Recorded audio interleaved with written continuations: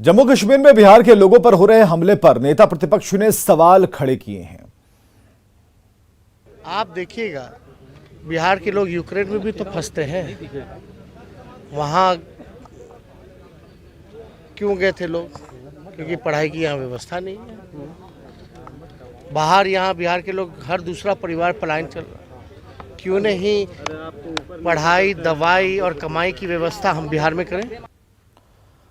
Madhepura SP ने शराब कारोबारियों को गिरफ्तार करने वाली 15 महिलाओं को सम्मानित किया है। होली के अगले दिन जहरीली शराब पीने से 4 लोगों की मौत हुई थी। मामले को लेकर पुलिस ने 8 शराब कारोबारियों को गिरफ्तार किया था।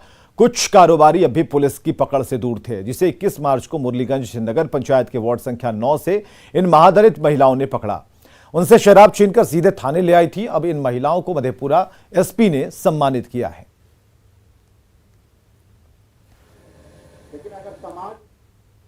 तो फिर यही ना हाल मटल में उठबे करते, फिर आगे पकड़ फिर पकड़बे, फिर पकड़बे, मिलते तो फिर दसते तो फिर पकड़बे, ई नहीं छे पकड़ने नहीं छे, पकड़ना छे, छोड़ने नहीं छे, दारू बंद करना छे, पीने नहीं छे। 21 तारीख को मुरलीगंज में स्थानीय महिलाओं ने बड़ा वीरतापूर्ण तरीके से शराब में लिप्त लोगों से जबरन उससे शराब छीना और ला करके हमारे पुलिस को स्थानीय थाना को सुपुर्द किया और उसमें संलिप्त लोगों को नामजद करते हुए प्राथमिकी भी दर्ज कराई गई। उन लोगों के हौसला को देखते हुए हमें लगा कि नहीं, इन लोगों को। कश्मीर के श्रीनगर में आतंकी हमले में शहीद सीआरपीएफ के जवान विशाल का पार्थिव शरीर आज शाम तक मुंगेर पहुंचेगा। हमले में एक अन्य जवान भी घायल हुए हैं, जिनका इलाज चल रहा है। शहीद जवान विशाल बिहार के मुंगेर जिले के शामपुर के लोहची के रहने वाले थे, जहां शहीद जवान के पार्थिव शरीर के मुंगेर पहुंचने को लेकर विशेष तैयारियां की जा रही हैं। परिजनों को विशाल के जाने का दुख है, लेकिन सभी को इस बात का फख्र है कि विशाल ने देश के लिए सर्वोच्च बलिदान दिया। विशाल की शादी 2009 में हवेली खड़गपुर के सीमपुर गांव में बबीता से हुई थी। विशाल की 2 बेटियां हैं, एक 7 साल की, दूसरी 4 साल की। कौन आया एक बार खाली बोला आप बबीता कुमारी बोल रहे हैं मुंगेर से, तो बोले हाँ। आप कहाँ से बोल रहे हैं? कुछ नहीं बोले, काट दिए थे। फिर थोड़ा देर के बाद किए दोबारा। हम बोले कि आप कौन बोल रहे हैं बताइए, बार बार कॉल कर रहे हैं।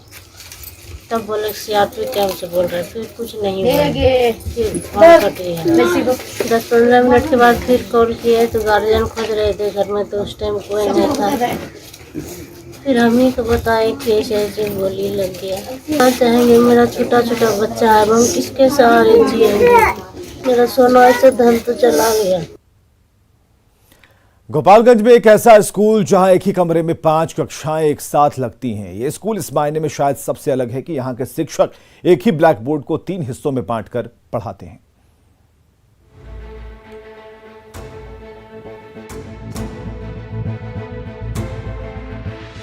गोपालगंज नगर परिषद के वार्ड संख्या 19 का ये राजकीय प्राथमिक विद्यालय है। 2 कमरे वाले इस विद्यालय के भवन जर्जर हो चुके हैं, लेकिन इस पर किसी भी अधिकारी का ध्यान नहीं है। एक भवन में आंगनबाड़ी केंद्र चलता है, तो दूसरी भवन में कक्षा 1 से लेकर 5वीं तक की पढ़ाई होती है। यहाँ नामांकित कुल बच्चों की संख्या 100 है। स्कूल मॉर्निंग चल रहा है, इसलिए 60 से 70 बच्चे ही आते हैं। बिजली, पंखा और रसोई घर कुछ भी नहीं है। प्राथमिक विद्यालय के एक ही कमरे में स्कूल का पठन पाठन, कार्यालय और स्टोर रूम है। ऐसे में यहाँ पढ़ने वाले छात्रों की मानसिक स्थिति का अंदाजा आप खुद लगा सकते हैं। विद्यालय में बैठने की जगह नहीं होने के कारण बच्चों को बरामदे में ही बिठाया जाता है, लेकिन बरसात या ठंड के दिनों में बच्चों को काफी परेशानियां होती है। एक ही कमरे में बच्चों को मैनेज कर पाना काफी मुश्किल होता है। किसी तरह की एक्टिविटी नहीं हो पाती है। इस विद्यालय में कुल 4 शिक्षिका और 1 HM है। मिस अच्छी पढ़ाती है, लेकिन सब किसी का बोर्ड पर देती है ना, लिख देती है, तो हम लोग समझ में नहीं आता है। कैसे आप लोग पढ़ पाते हैं? मिस बताती है ना, ये तुम्हारा ये 5वां का है, ये 3रा का है, ये 4था का है, तो हम लोग वही लिखते हैं लोग। यहाँ पे राजकीय प्राथमिक विद्यालय वार्ड नंबर 10 गोपालगंज है, लेकिन यहाँ पे 1ली से 5वीं क्लास के प्राथमिक विद्यालय के बच्चे पढ़ते हैं। लेकिन दिक्कत यहाँ पर यही है कि 2 ही कमरों का ये विद्यालय है, इसकी वजह से बच्चों को मैनेज करना मुश्किल होता है यहाँ पे कि हमें एक ही कमरे में बच्चों को बैठाना पड़ता है। लेकिन हमारा स्टाफ और टीचर्स HM ऐसे मैनेज करते हैं कि अगर हम एक क्लास के बच्चों को पढ़ा रहे होते हैं तो बाकी क्लास को हम, अगर बोर्ड पे काम हो रहा है तो बाकी क्लास की रीडिंग हो रही है या कुछ और वर्क करा रहे होते हैं। लेकिन दिक्कत है यहाँ पे कि एक्टिविटीज़ नहीं हो पाती है और एक रूम में बच्चों को सारी क्लास को पढ़ाना मुश्किल होता है। फर्स्ट और सेकेंड हम बरामदे में पढ़ाते हैं। जिला शिक्षा अधिकारी ने समस्या का समाधान करने की बात कही है।